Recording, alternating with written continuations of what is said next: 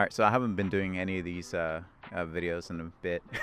It's just been this whole time I've just been chilling, and ever since I got back from Europe, just reading, hanging out with my dog. 'Cause I hadn't seen my dog in 6 weeks, and that's a really long time for me.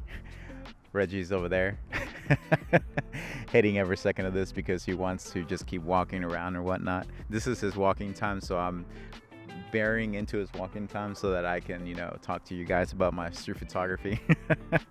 But yeah, today I'm going to go ahead and talk about five of my street photography shots. But instead of calling the street photography from now on, I'm just going to call it photography explained, because some of them aren't street photography. Most of them are, but some of them are just like landscapes and stuff from Europe.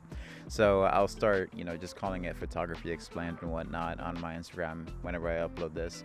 But as you can tell, all of these I don't set up scripts or anything, just because I feel like it takes away from the authenticity of me actually talking about the shot and just remembering what actually happened whenever I was taking that shot, and not exactly giving you the settings, but more just giving you the layout of where that shot was taken, as well as what I want the main subject, or what I wanted your eye to be drawn as soon as I saw it.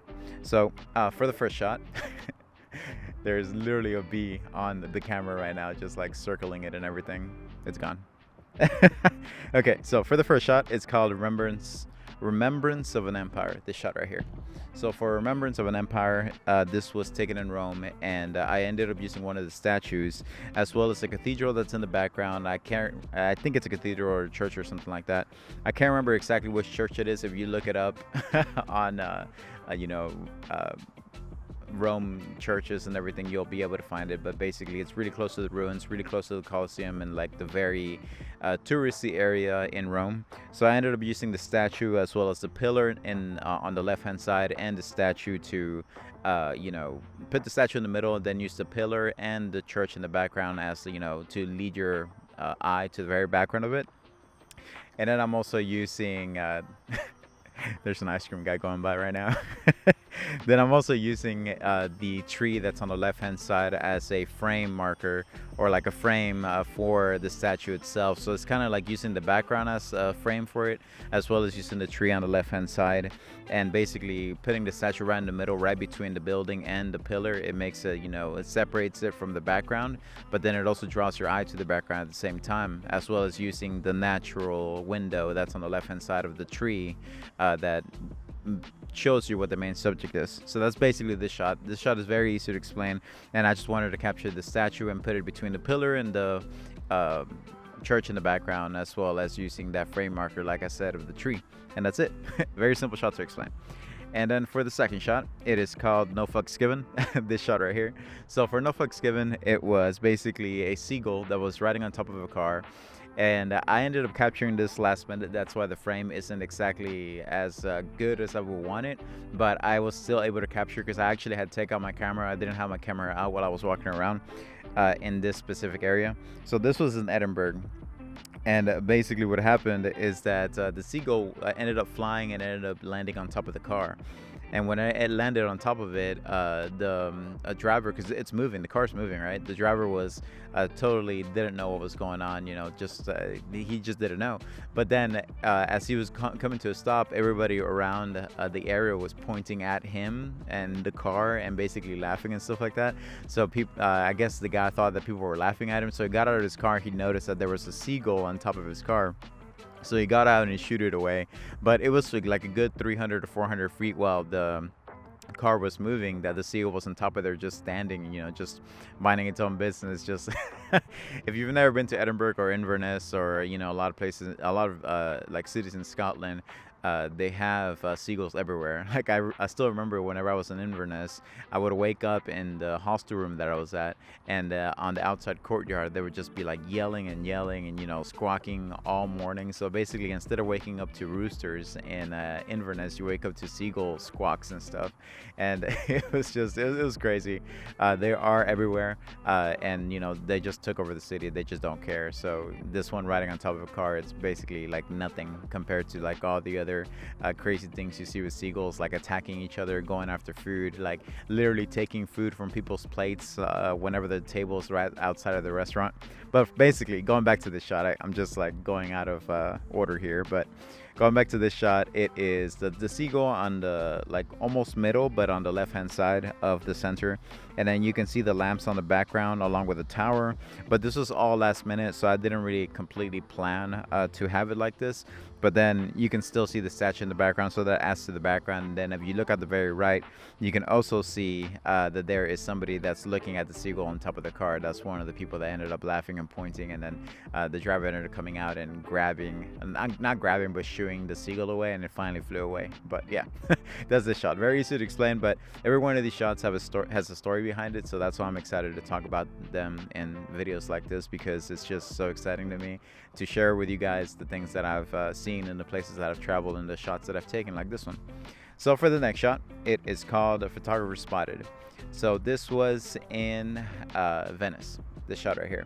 So for Photographer Spotted, what I wanted to capture here was the photographer, but as you guys know, there are a lot of times whenever I go to these cities, I'll end up going around and everything, and I end up seeing photographers that are taking pictures of the city, either doing street photography or they're just like tourists taking pictures of the city and everything. But every time that I see them, I've made it a game, especially in New York City, to take pictures of them specifically. As soon as I see one, I end up taking pictures of them, just because nobody ever captures a photographer, so that's why I'm always taking pictures of a photographer in the street. I've done this several times, so this is just one of those shots. But basically I wanted to capture there's this like I guess it's like a platform, to like a rail platform that goes through this bridge right here. I can't remember the name of it now, but this is the bridge that I'm talking about. And basically I ended up using this as the leading line towards the photographer, and then you can see people on the right side and people on the left side. So if I haven't explained it before, or you haven't seen it before, what I do with most of my shots is that I'll have extra subjects in the photo, because I feel like they add to the photo. I'm not a big fan of just having one subject.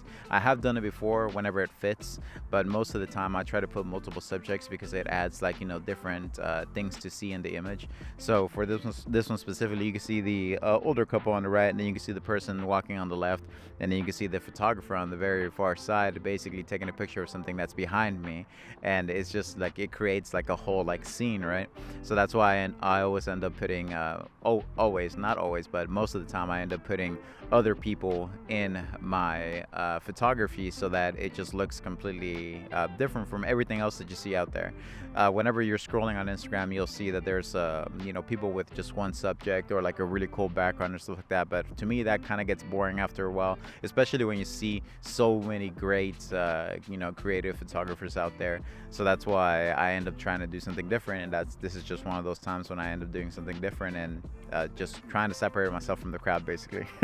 But yeah, so there's the leading line going towards the photographer on the very top, then the subject on the left, and the subjects on the right, and just a whole bunch of crowded people on the right, because this is Venice, and this is in the summer, so it's going to be completely crowded. But yeah, that's the shot. And then for the next shot, it is called Lake Brienz. So for this one, if you ever go to Interlaken, there's a ferry that takes you from Interlaken, literally from the train station. You can actually go walk out into this ferry, and it goes around the lake, and it makes several stops around Lake Brienz, and then it comes back down, right? So I ended up doing that the first day that I was there. I ended up getting on it, and I ended up going all throughout these different stops, and then they ended up telling me that I didn't have to get off the ferry. I could actually literally just stay on there, and then just go all the way back. But now thinking about it, if you end up going there, I would recommend that you actually end up going all the way to one of those last stops, and then just take a train back, just so you can explore those little villages and stuff like that. There's a village there that has like a waterfall in it and everything. It's just beautiful. That would have been a really good stop. And there's trains that go through all these little villages, so it just makes more sense for you to take the ferry and then get off on one of these villages, and then explore, and then come back with the train. But I ended up staying in the ferry the whole time, so I ended up capturing a whole bunch of really cool shots. And for this one specifically, I actually ended up, this was on one of the last stops that the ferry makes. So whenever you get to the last stop, it stays there for a little bit, and then it eventually goes. But for this shot, I ended up seeing somebody that was paddleboarding. I'm guessing that's what this is called. But they were just doing that, and they were heading away from the ferry as we were getting close to the stop. So we ended up stopping, and I actually ended up talking to another fellow photographer that was there that was actually doing shots with a Nikon. Not my buddy from Warsaw, but somebody else. But I ended up capturing, and I ended up using my 70 to 180 Tamron to get closer to the subject, because the subject was going out pretty far out into the lake doing this, and eventually whenever he got to where I wanted him, I ended up taking several shots, and I was able to use the 70 to 180 to get those shots. And basically what started the conversation between the guy that had the Nikon camera and me is that he only had like a 50 millimeter. So he was like, "Oh man, I'm jealous. I really should have gotten a longer lens because I can't, get as close as I want to that subject, to the person that's on this board, and it just makes such a really cool shot." And I totally agreed. And it is what it is. I ended up taking my Tamron 7180 out, and I ended up capturing it and showed him. He's like, "Oh, that's an amazing shot, man. Definitely post that." So it was a really cool moment. Older gentleman, really cool, and there for vacation and whatnot as well. But basically, I was able to capture the subject that's on the right side, and then the mountains that are in the background. And right between those mountains is, if you go closer towards that, that's where the whole Interlaken area is at. And this day it was actually really, really foggy. So if you go to this ferry, the second class is all on the bottom side, and I ended up paying like $10 extra, and I was able to go move up to first class because everything was packed on the second class level. So I ended up paying for first class, so I was able to get above it and take pictures without other people being in my shots and everything. So I ended up paying for the first class. I ended up going on top, and I was able to take pictures all around, and that's also how I was able to take this shot right here. But yeah, this was basically at the last stop that the ferry makes right before it ends up going back to Interlaken. It just goes around the lake and comes back. It's like a total of like 2 hours or something like that. But yeah, that's the shot. Very easy to explain. And then the next shot, it is called Art Transcends Borders. So this is something that I actually end up doing a lot with my photography, especially when I go to New York City or places like that here in the States. Because I go to Europe, but I mostly like to stay. Well, I mostly do trips here in the United States.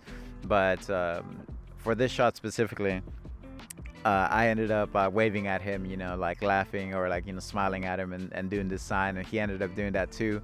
And I was able to capture the shot. But it's just, it all also depends on how, especially with street photography, it depends on how people view you whenever you're taking pictures of them.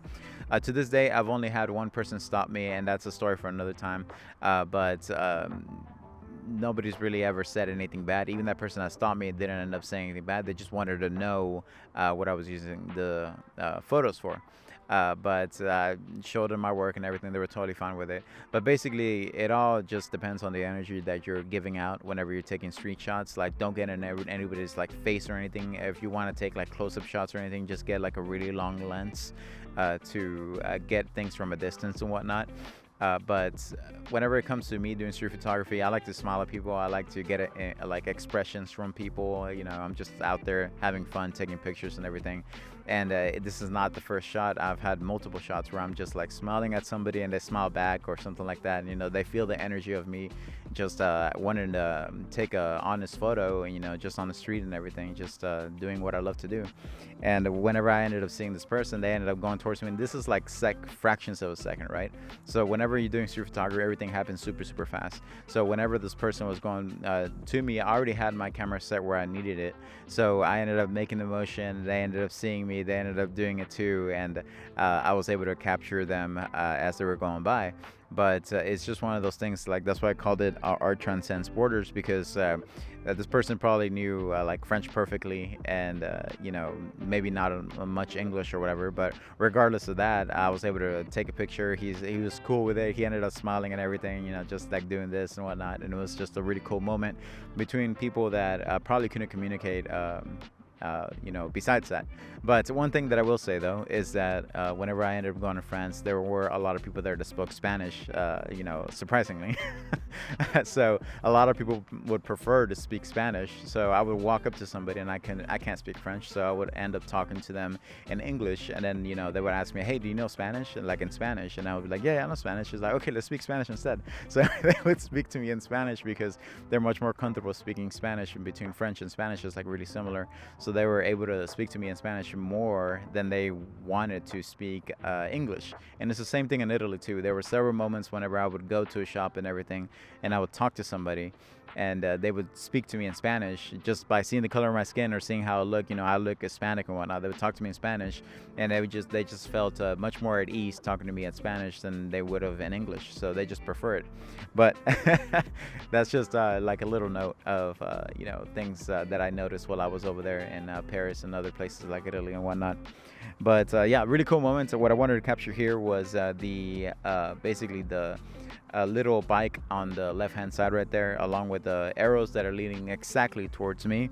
And then you can actually see the person on the one wheel doing the this sign heading towards me. And then you see the other subject that's on the right hand side, just like an extra subject to add to the scene, maybe something else to look at, not just one subject but multiple subjects. And then you can also see other subjects in the background, and it just adds to the city vibe, right? But I just wanted to capture him, because it was a really cool moment, just smiling and like doing this, and it's just like a really cool moment between photographer and subject, and that's why I ended up, uploading this photo. But just as a future plan, just to keep you guys updated with all of my stuff, in September, I will be going to New York City around September 22nd, that weekend. September 22nd, I'm gonna end up going to a concert by Stella Cole. Well, it's like she sings jazz and stuff like that. Really, really cool, and I can't wait to go to that concert. It's gonna be amazing. But I'm gonna be there the whole weekend, so I'm gonna be there Friday to Monday. I'm gonna leave like Monday afternoon or something like that. But that'll be in September, and then in November, I'm going back to Europe for my birthday trip. So for this one, I ended up, making plans with photographers that I know. We're gonna end up meeting in Berlin and hanging out and everything, as well as local friends, and just having a blast, hanging out, celebrating my birthday and everything. So I'm gonna go to Berlin for a couple days, then heading over to Munich, and then after Munich, going over to Lac Léman, which is actually what they end up preferring to call Lake Geneva. They don't like to call it Lake Geneva. They like to call it Lac Léman. So that's that's where I'm gonna go for a couple of days, and then after that, I'll end up heading back from Geneva and just calling it a good birthday. But hanging out with some really cool people, and it's gonna be awesome. I can't wait for it. That's gonna be my birthday trip, and I'll be sure to record as much as I can, and take you guys with me so you guys can see as much as possible. I do have several videos that I recorded, and especially in Switzerland and Paris and all these places, I ended up taking several videos where I ended up recording and talking about my street photography. I just need to consolidate and put all those videos together so that I'm able to show you guys, and you guys can see all the crazy stuff that I ended up doing in Europe. This video is already 18 minutes long, so in case you guys don't know, it ends up cutting off at 15 minutes on YouTube. I mean on Instagram. So the rest of this video will have to be seen on YouTube, but I'm gonna go ahead and upload it, and just go from there and see how much it ends up allowing me to upload onto Instagram. But yeah, just another little video about me talking about the photography that I did in Europe, and I'll keep uploading and I'll keep making these videos. But let me consolidate those videos from Europe first, and then I'll upload those throughout this time, just so you guys have other stuff to see, as well as all the stuff that I am doing over there. But thanks for watching, guys, and I'll catch you guys next time.